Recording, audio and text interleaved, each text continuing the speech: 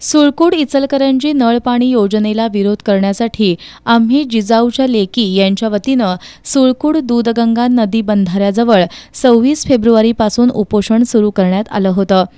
आज शासनाचे प्रतिनिधी म्हणून कागलचे तहसीलदार अमरसिंह वाकडे यांनी उपोषणस्थळी भेट दिली. 2 दिवसांपूर्वी आंदोलकांनी दिलेल्या मागणीचं निवेदन जिल्हाधिकाऱ्यांना पाठवण्यात आलं असून याबाबत वरिष्ठ पातळीवर चर्चा सुरू असल्याचं यावेळी तहसीलदार वाकडे यांनी सांगितलं. त्यानंतर तहसीलदारांनी पालकमंत्री हसन मुश्रीफ यांच्याशी भ्रमणध्वनीवरून उपोषणकर्त्यांशी चर्चा घडवून आणली. चर्चेअंती पालकमंत्री मुश्रीफ यांनी योजना रद्द होण्यासाठी मुख्यमंत्र्यांशी चर्चा करून बैठक लावण्याचं आश्वासन दिलं. या आश्वासनानंतर महिलांनी साखळी उपोषण स्थगित केलं.